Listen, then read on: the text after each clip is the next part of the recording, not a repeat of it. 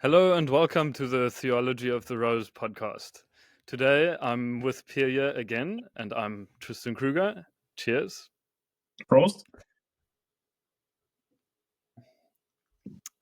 We are going to talk about sin. I don't have coffee anymore. That was a because sin. we That was already, a sin, Tristan. um, we're going to talk about anxiety a bit more because that's been the topic that I've been talking about in the last few weeks. But we actually have a very interesting topic that's related to anxiety, which is sin. It's a word that I don't hear being used very often in church anymore, or needless to say, in public, because I think it's such a religious word that people don't really talk about sinfulness or sin anymore, or even pride. But that maybe we think of it in different terms, like separation, or like doing something wrong or being immoral. Those are our terms related to sinfulness, I guess. But we're going to talk about it today because I think it still has a lot of relevance. And this concept, like Paul Tillich, the Lutheran theologian, would also say, is still somehow a term that that is probably the best one to describe this one concept. But I would first like to know what you have thought about sin and its use in our modern day. Pia?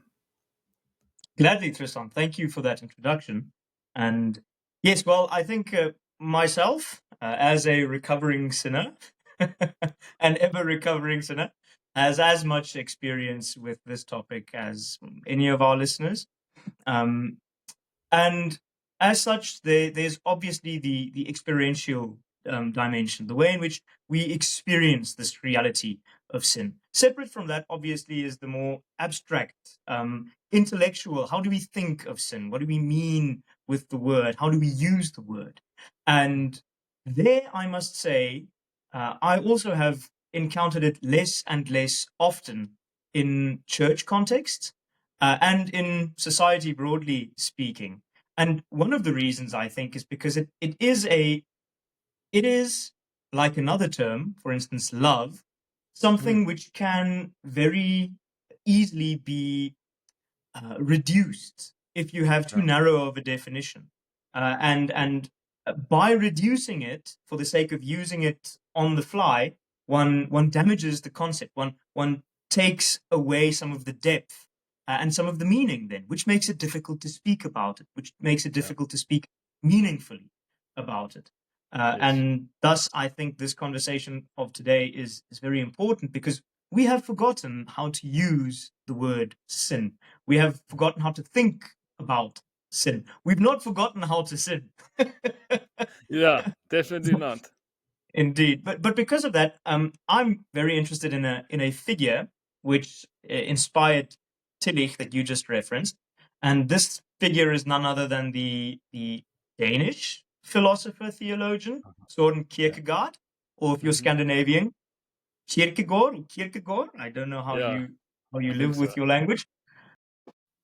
Whom you introduced to me last year in Stellenbosch. I was particularly intrigued into Kierkegaard's treatment of the topic of love, not as some abstract ideal, but as something which is lived very much. And I do know, though, that Kierkegaard is perhaps most famous for his treatment of anxiety or angst. Mhm. And I presume that there might be a few links to consider between anxiety and sin that could perhaps help us or aid us in contextualizing it in our day and age. So, as the Kierkegaardian here, what does Kierkegaard have to say to us about thinking of anxiety? What is it, and how does it relate to sin? Yes. So the first thing is, one of the best stories about sin, of course, is one of the first stories in the Bible about Adam and Eve who eat of the tree of the knowledge of good and evil. And what people have often thought, or Christians have often, how they've interpreted that story, is that Adam and Eve sinned and therefore they fell out of paradise, and that is the fall of humankind. Mhm. But Kierkegaard says that's not a historic event or a historical event that left us human beings out of paradise, or like that has then caused us to stay in this fallen state, but actually Mhm. that we are in a fallen state right now, that we continue to fall, not because we do something wrong necessarily, but because we stay separated from one another and from God. And where this starts is our anxiety, our separation from God, not only in the moral sense, but much more profoundly in the existential sense. That, especially now in modernity, where we focus on our individual achievements and our status and our fame and so on, we actually become isolated in this culture because we think as a human being, I can achieve so much that I don't need my community anymore, or I Mhm. don't even need my God to exist. And his big problem with the modern culture of his day already in the 1800s was that people thought human development had gotten to such a great stage that, yeah, that human civilization was beyond the need of any god, which of course, Self-sufficient. yeah, self-sufficient, existing without necessarily any other foundation of being than humanity itself. Of course, one might say now that was completely wrong, of people to think that way, because eventually the First and Second World War happened, and the 20th century was one of the worst in human history. Mm. Nevertheless, we still have this idea of sin, I think, or this misconception of humanity today. And Kierkegaard, I would say, echoed, or Kierkegaard's concept of anxiety and of sin has been echoed by different theologians today. It is still something that Paul Tillich, for example, Hans Urs von Balthasar, uh, and even more contemporary theologians have looked into. Mm. Um, Still yeah, a So, concept that interests people. so you would say that Kierkegaard then more accurately diagnoses our condition Exactly. Exactly. than his contemporary society, which was a very religious society, but a particular brand of Yes. post-enlightenment Exactly. rationalism, or perhaps even the romanticism Yeah. which Yeah. countered that.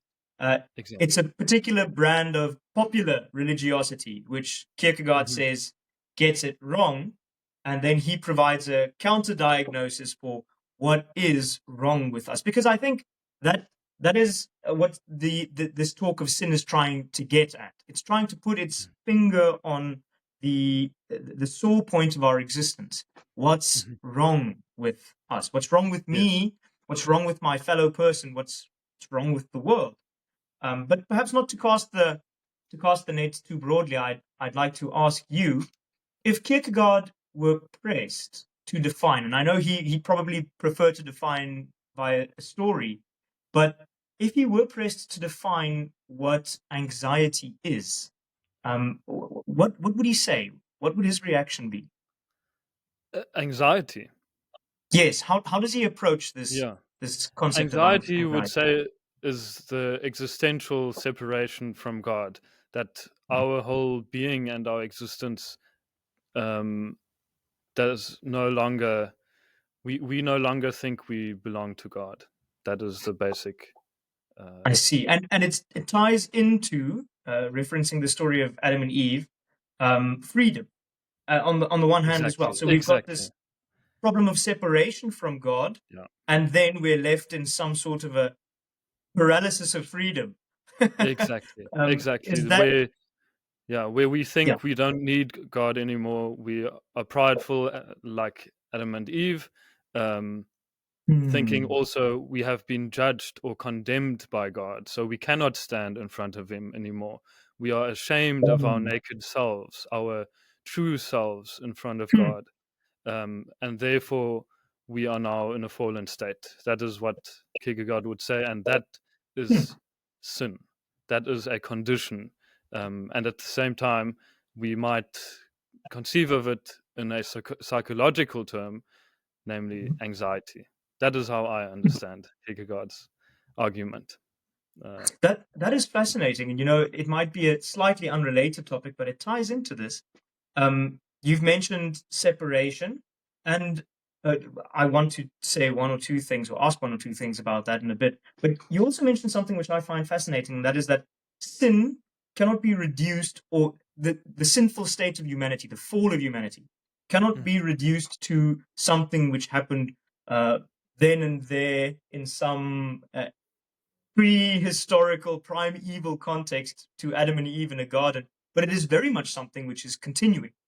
And Yeah, exactly. perhaps perhaps in another week I would have been more skeptical towards this assertion, but just yesterday I was listening to a presentation by a Roman Catholic. I believe he was an astrophysicist presenting a talk on creation, and he made the Yeah, same claim when it comes to creation, that it is silly of us to reduce God's act of creation to something which happened way back when in a yes, story at some point of beginning in time, because very truly creation is something which is continually exactly. happening in the here and now, and something which we experience Hmm. happening in the here and now. It's not some story we can just interact with in our heads. It's something we Yes. live. And I hear you're saying the same with sin. Yeah, and that was the big uh, problem that Kierkegaard God was also recognizing, I think, is that people were already starting to think, like Hegel, the philosopher, that time is a linear, develops linearly, and that Mhm. somehow we are simply developing further and further upwards, and there's no real development downwards, or at least before the world wars. That's what some people thought, but actually creation is still happening. It's more of a spiral or a circle of time. Yeah, that is how time moves, or that is how history takes place. Is that some events actually do happen again? Nothing Mhm. new, or there's nothing new under the sun. Under the sun, I was Um, thinking of the yeah, same, yeah. And in of the terms of same point. sin, uh, we might think the big sin happened millennia ago, but actually that sin is still happening again. But in a positive light also, we don't need to think that the story that we have with God, or this narrative of our relationship with God, or creation's relationship with God, has ended already, or that as soon as we sin, that uh, it's the end. Mhm. No, it's actually, this story is still continuing. Mhm. It's still something that we need to explore. Still something. There's still a future. Um, Mhm. yeah, where God That is that that is a creating. fascinating concept in and of itself. I just quickly want to take a pause again and get back to this concept of sin, because I think in our day and age, and perhaps this is why people are so reluctant to speak of it, I think there are various temptations on the table. And one of these is to reduce sin to a list of breaking of rules. When you have Exactly. um, when you have fallen short of keeping the Yeah. high standard, or when Yeah. you have committed a oortreding, you have to help me here, Mm-mm. Yes. Yes. a I don't transgression. know. And yeah. Yeah. When you've Exactly. committed a transgression of one of the commandments, for instance, Transgression. then you have sin. When you've broken the rule, you have sin. If you have not broken the rule, you don't. Then you're Yeah. all right. I think there's one reductionistic way of looking at sin in that manner, which I think deep within ourselves, we know that really doesn't. Obviously, the breaking of God's law, the breaking of or the rebellion against God's will, there is something inherently sinful in that. But still, it doesn't get to the root of the matter, does it? There's something much deeper Exactly. tied into Exactly. this concept And of sin. Yeah. that's why I think Kierkegaard talks of the concept of anxiety, because that might Mm. be the best way for us to firstly see that there's something deeper, that there's something psychological also happening, but also maybe that's the term we need to get us thinking about sin in a deeper way, and that Mm. means that we actually look deeper within ourselves and within our culture um, to see what is really the pride, or what is really causing us to fall from Mm. paradise. And I would say it's one of the things is this idea that we are gaining more and more knowledge, and through science we are somehow um, so aware of the world around us, or know so much about the world already, that we can categorize everything, or that we can explain everything. But that simply isn't true. We I can mean, play God. I think we could ask the physicists or the scientists out there also, and they would say that there's still a lot more to be discovered. And yet, Yes. I would say, especially here in Germany, I get the idea that somehow we actually know everything. There's not much more. I don't know. Um, Mm. yeah, but There's a lack of humility. yeah, yeah, And on that precise note, I think it really does bring us back to this it's a big word, but it's such a nice big word. This archetypical case of Adam and Eve and the tree of the knowledge of good and evil. It's yeah, this story of man caught between the animals and the divine, yes, caught between God and the beast, and then yes, confronted here with this terrifying prospect of freedom, of yeah, um, taking the choice into our own hands to mm, determine what is good and what is evil. And yes, perhaps a link to this to this concept of, or then a link between this conceiving of anxiety in terms of freedom, and then also conceiving of anxiety in terms of sin. I'm immediately hearkened to the classical definition of evil. What hmm, is evil? And yeah, I think that the high watermark of Christian theologians throughout the ages have maintained that evil isn't something subsistent. Evil is something which is a privation of a good. It is an absence of yeah, good that needs to be yeah, yeah, there. And uh, in that sense, perhaps our our sinning is choosing nothing, or choosing against our own good, against the good of our exactly, neighbors. It's an abuse of this freedom that we've been exactly. entrusted with in the beginning.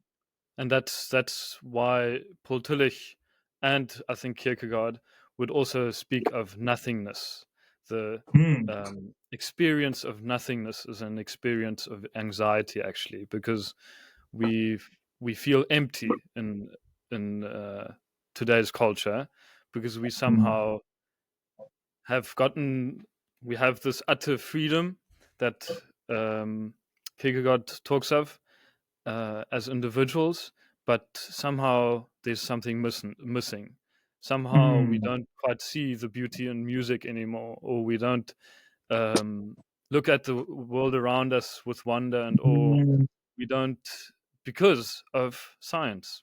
And uh, the philosopher Rousseau, um, again, forgot his full name, but Jean-Jacques. Jean-Jacques Rousseau also said science is actually taking away our idea of morality and our meaningfulness, or it's taking away our ability to see meaning in life.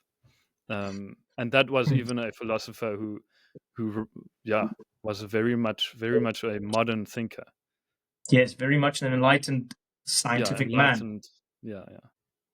Perhaps we should conceive of, look, perhaps we should condition that statement that it is science itself which is the problem, with the statement that it is an abuse of science. We have this freedom to pursue knowledge, and we have this freedom, this God-given freedom, to make sense of this world.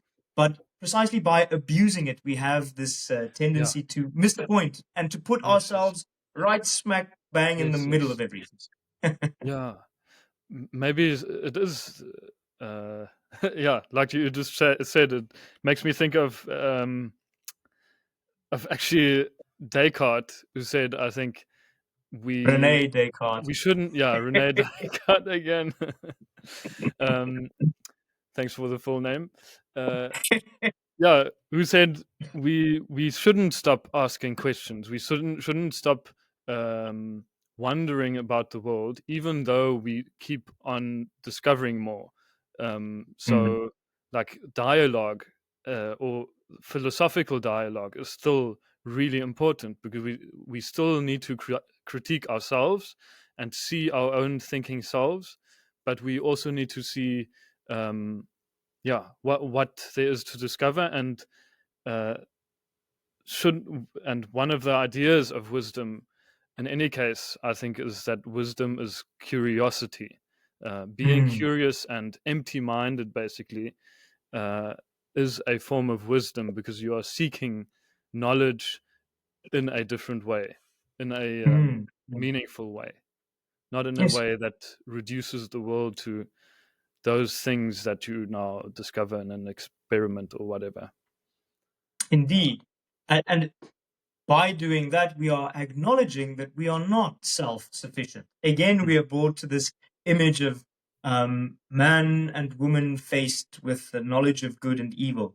Exactly. Even if we do convince ourselves in moments of terrible pride that we have all that we need to make all of the decisions and to make our own way in this life and to decide for ourselves what is good, what is evil, what is right, what is wrong, what is in my best interest, what is in the best interest of my neighbor. Even if we convince ourselves in moments of pride that this is the case, still behind all of this, the reality of God looms large. The reality of the fact that we are not infinite beings. We are very much conditioned by our surroundings, by our cultures, by our parents. We're so dependent in our use of this freedom. And perhaps that should give us a sense of humility. We are much more dependent upon God and one another in the use of this freedom than we would like to admit. And you and I have, I think, read about Hans Urs von Balthasar's idea of sin, and that is also this turning towards yourself, only focusing on yourself, and forgetting that you are actually a finite being. You are actually dependent on something and someone. Yeah. Did you now say, I might have misheard you, did you say this is his definition of anxiety? Yeah, okay, Or did you say anxiety. But because yeah, but I think it's not coincidental, because that coincides almost perfectly with the older Augustinian concept of sin, being turned in upon oneself, incervatus in se. Again, bringing us to this point that we have on the list of defining anxiety as sin, as freedom, as nothingness. It feels as though, without being repetitive, we are continually reflecting on the same themes. They come to the fore time and again. And I think in a research paper or a thesis, you would definitely be more. I at least would have to be more accurate about my definitions. but I think for the sake of this discussion and our listeners, the point is clear that it is a bit paradoxical as well, or I think it is a topic, anxiety and sin, where you have to see the gray area a little bit, because I think that's also what even Martin Luther taught, was that we, as theologians of the cross, we actually need to be aware of the reality, which is that life is sometimes a really gray and dark place that we don't quite understand, and we shouldn't think we understand everything, because then, of course, that's when we sin. Indeed. That is when, I think he puts it so beautifully, that is when we abuse. When we, Yes. he writes it in his small catechism, that is when we have mastered the art of abusing our Christian freedom. Wow. And Exactly. I think that does touch, that puts its finger on the sore point of our human condition of sin. Exactly. It is this tendency to abuse our freedom. Yeah. So maybe to end off on a bit of a more simplified note, I would say sin and anxiety are two concepts that, first of all, require a lot more in-depth thinking and discussion. So I would encourage our listeners to talk about it with someone else, and try to understand it not only as some term that's or some religious term, sin, but that sin is actually related to anxiety, and our understanding of our deeper human issue of pride and modern pride will help us to see what the roots of our sinfulness are. I don't know if you have maybe a more simple way of putting it, Pierre. No, I would not try to put it better than you've put it right there. I think you've made a great series of points, Tristan, giving us quite a lot to think about as well. Perhaps we can find ourselves at times and places in this life where we think that, this whole idea of sin is foreign to me, or this whole idea of anxiety is foreign to me. But I think if we do take pause and we look at our lives, and just upon the basis of the discussion we've had here, at least to me, it becomes clear that these things are much deeper rooted in ourselves than we sometimes think. Exactly. And perhaps the old thinkers, the old biblical writers and the philosophers through the ages and the theologians along the road, perhaps they have a lot more to teach us upon this topic than we think, because they, just as ourselves, were people who had to live with sin, and people who had to wrestle with anxiety.